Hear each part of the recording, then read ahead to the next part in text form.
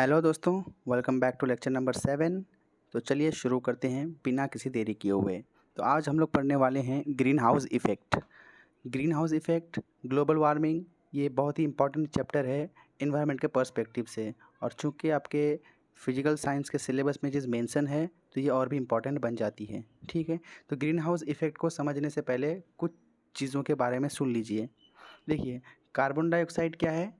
Carbon dioxide के अंदर एक ख़ास क्वालिटी होती है, एक ख़ास सिफ़त ये होती है कि ये जो सूरज से आने वाली रोशनी है, ये अपने आप से गुज़र जाने तो देती है, लेकिन जो सन की रोशनी यानी कि किरणें जब ज़मीन से रिफ्लेक्ट होती हैं, उन रिफ्लेक्टेड रेज़ को यानी मोनाकस शुआओं को ये एब्ज़ॉर्ब कर लेती है, जिससे एटमॉस्फेयर का टेम्परेचर बढ़ जाता है। ठीक है, तो ये CO2 की सबसे बड़ी क्वालिटी है। तो इस चीज़ को आप लोग माइंड में रखिए। ठीक, तो चलिए स्लाइड्स के हर एक पॉइंट्स को डिटेल्स में पढ़ते हैं। ग्रीन हाउस इफ़ेक्ट किसको बोलते हैं कि देखो, जब ज़मीन का टेम्परेचर बढ़ जाता है, जब ज़मीन का टेम्परेचर अगर बढ़ गया तो इससे क्या होगा, बर्फ़ वगैरह पिघलने लगेगा, जंगल में आग लग जाएगी।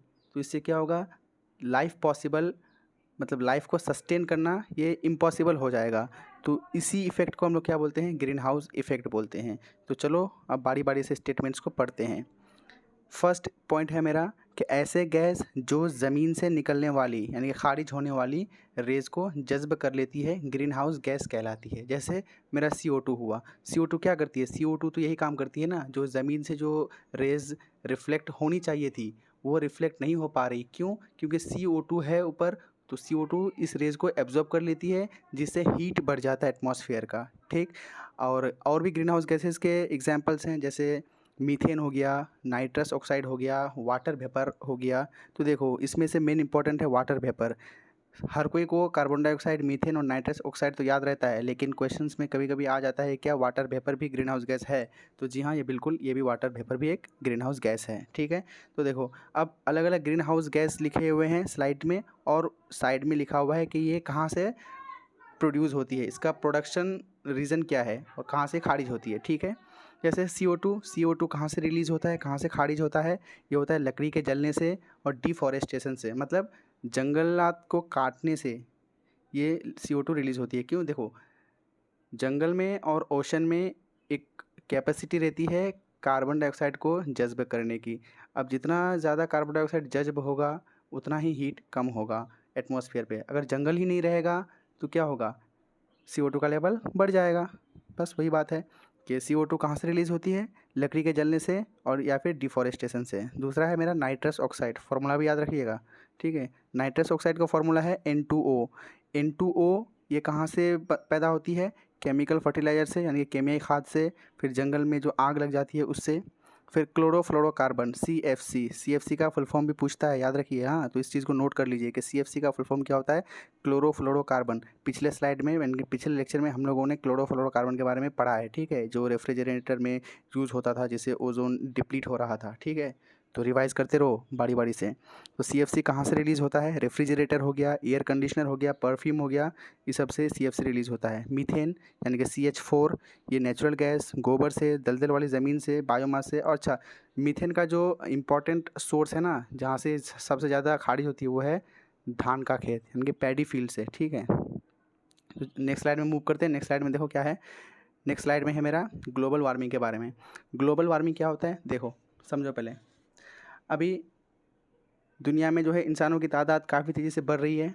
इससे क्या हो रहा है, इससे फैक्ट्रीज़ की तादाद भी बढ़ रही है। ठीक है, जब फैक्ट्री की तादाद अगर बढ़ेगी तो कार्बन डाइऑक्साइड की मिकदार को भी बढ़ना पड़ेगा। बढ़ना पड़ेगा क्या, जैसे कि फैक्ट्रियाँ अगर, जाहिर सी बात है कि फैक्ट्रियाँ अगर बहुत तेज़ी से लग रही है तो CO2 का इमिशन भी ज़्यादा होगा। ठीक है, जिससे क्या होगा, कुरे हवा का यानी कि एटमॉस्फेयर का टेम्परेचर काफ़ी तेज़ी से बढ़ेगा।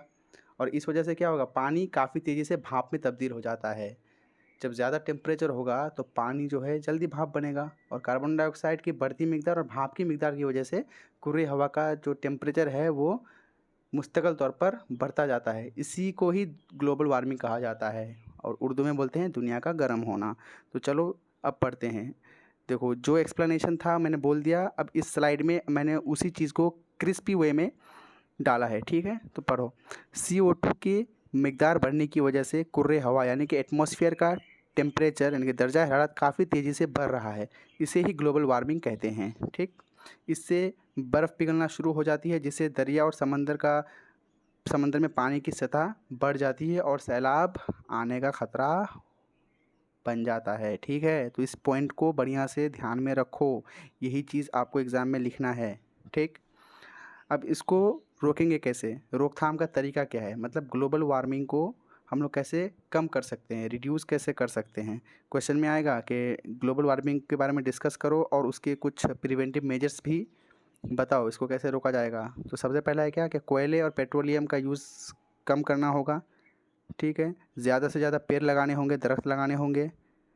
जंगल काटने पर रोक लगाया जाए, यानी कि उस पे पाबंदी लगानी चाहिए कि जंगल नहीं काटा जाए, क्योंकि यही सबसे बड़ा जो है कार्बन सिक्वेस्ट्रेशन यानी कि कार्बन सिंक का अहम सोर्स है। ठीक, तो यहाँ तक मेरा ग्लोबल वार्मिंग हो गया। फिर नेक्स्ट में क्या है, क्वेश्चन है स्लाइड में। अब देखो, हर एक क्वेश्चन को बारी बारी से पढ़ो और फिर पहले खुद से आंसर करो। ठीक है, और जो आंसर नहीं आता अगर, तो वो कमेंट में जाके बोल देना कि हाँ हमको इस क्वेश्चन का आंसर नहीं आ रहा है। ठीक है, फर्स्ट क्वेश्चन है, in which layer aurora is formed. तो याद करो, ऑरोरा किस लेयर पे बनता था, बोलो। थर्मोस्फियर, आयनोस्फियर, मेसोस्फियर, एक्सोस्फियर, कहाँ पे बनता था, बोलो। मैं इसका आंसर नहीं बताने वाला हूँ अभी। हाँ, अब नेक्स्ट क्वेश्चन की तरफ मूव करते हैं। देखो, name 3 greenhouse gases. 3 greenhouse gas का नाम बताओ, इसी स्लाइड में है उसका answer. Full form of CFC का फुल फॉर्म बताना है आपको। फोर्थ क्वेश्चन है, in which layer of the atmosphere life is possible. यानी कि एटमॉस्फेयर के कुर्रे हवा के किस लेयर में ज़िंदगी पॉसिबल है। क्वेश्चन समझ में आ रहा है ना, क्वेश्चन क्या बोलना चाह रहा है। क्वेश्चन ये बोलना चाह रहा है कि हमने जो 5 लेयर पढ़ा है, उस 5 लेयर में से किस लेयर में लाइफ यानी कि ज़िंदगी मुमकिन है। ट्रोपोस्फेयर में है, स्ट्रेटोस्फेयर में है, या फिर मेजो में होगा, या फिर किसी और लेयर में होगा। ठीक, फिफ्थ क्वेश्चन है, which layer is the coldest layer. सबसे सर्द लेयर कौन सा है एटमॉस्फेयर का, वो बताना है आपको।